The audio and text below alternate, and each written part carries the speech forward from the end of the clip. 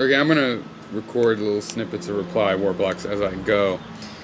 So firstly, the whole idea of the playing poker with real money or not. Okay, you have a point. I believe people should have to play with real money in order to really be taking a risk. But some people play better when they don't play with real money. When they have to play with real money, it screws up their thinking and they can't play the strategy of the game right, first of all. Second of all, okay, the politician does have something on the line. Their job. You say, oh, they could go get another job. Yeah, well, somebody with money to lose playing poker ought to be assumed to be able to go get other money too, right? So what's yeah, the politician is betting with something real. And then thirdly, you have to put an engineer into this equation. The actual person that builds that, yeah, they're paid, okay, they're paid, but they're paid even if they do a shitty job or what. They're already hired. They do a good job because they care about doing a good job. They have a conception of what it means for the thing to be done and built well. So it's yeah, they need the money to make a living, but it's not that they need a profit out of the thing they're building or something directly like that. At the time that they are thinking about the construction they're building, they're just thinking about quality directly. The thing is, we're talking about roads. We're talking about infrastructure. This is the kind of thing that has to exist for there to be a market, right? For there to be a market in grain, there has to be a bunch of roads where people can move their grain around, or it's not a market, it's just a guy with grain, okay? And, this idea that the entrepreneur gets this instantaneous feedback from the market, that's just not the case, okay? There's no guarantee that the feedback is instantaneous by any means whatsoever. I mean, the point is you're asking, well, is it worth the money that you spend to build it? Well, first of all, it's not always, more valuable to have a bigger road. You might be, maybe you're trying to have, uh, nature preserve and you don't want a big road into it. But anyway, given that I see what you're saying, you could create something of value, but you just wonder, is it worth, one, what it cost, and two, is it worth more than what we could have gotten with the same cost put somewhere else? And we never know those things, okay, but we can measure and try to figure out and make good guesses both ahead of time and then afterwards we can see how well we did in our guesses.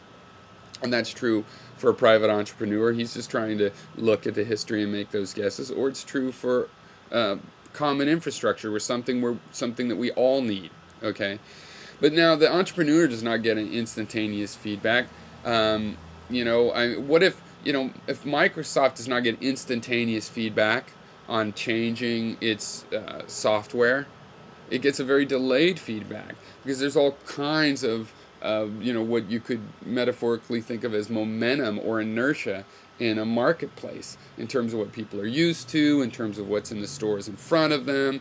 Somebody can have a good product but not be able to get it into the good shelves in the stores where it's noticed. People can have an ailing product that's not as good as it used to be in comparison with other things, but that business does have the shelves in the stores. There's all kinds of things that lead to delays in this feedback when you just leave it to itself. I mean, at least a bureaucrat can use science. A bureaucrat can say instantaneous, I want instantaneous feedback. Okay, we'll put instantaneous measures.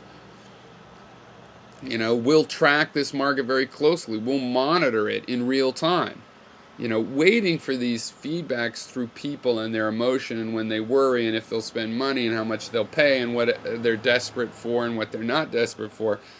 That is just waiting to see what happens. That's not the instantaneous version of this. The instantaneous version is if you really need to know that stuff in real time, then go put some sort of a monitor to monitor it in real time. Okay, and that's something that that is available to a government trying to make these decisions wisely as a group. Us as a group trying to use a so-called government to make decisions about infrastructure. Now you're getting into, okay, the engineer can know how to build the road and how strong to build it for certain conditions, but he can't know how valuable it is, or for that matter, I guess, how much it'll really be used. So he can't optimize exactly. And so a market is, maybe you're going to get to this, but an entrepreneur is going to optimize that. He's going to make a better guess about how much the road is going to be used. Or wait, is he going to underguess so he can save money on the engineering and then overstress the road with too many cars? See, that's the kind of thing we avoid by having a common infrastructure where we engineer it, consciously. Not just for profit, but so that, yeah, it can handle the amount of traffic that we think it's going to handle. It can handle a little bit more as a safety margin, and it's not like the engineer and everybody involved, the planners, don't have access to thousands upon thousands of previously built roads. We have an idea of what kind of traffic. We know what cars are on the roads in this country. We know how big the towns that are being connected are. We have lots of information to base our estimates of, what kind of engineering standards the road should be built to. And since it is a social infrastructure, we also have the idea that it's not just a matter of, well, what does this town need? But it's also, hey, there's some fairly rare vehicles driving around. For when there's a super long vehicle that maybe we need to bring in a culvert to build, a plumbing system, we're going to need this really long truck. So we make the road to be able to handle that. We have standards like that locally and an entrepreneur might not be able to afford to care about, and locally they might not know about, and again, a local municipality may not want to afford it, but there is a reason to afford it, because overall in the infrastructure, we have certain standards to our roads so that certain vehicles fit on them and everything works out right. And the engineer has a lot of information about this history, what those standards are, and why we have those standards.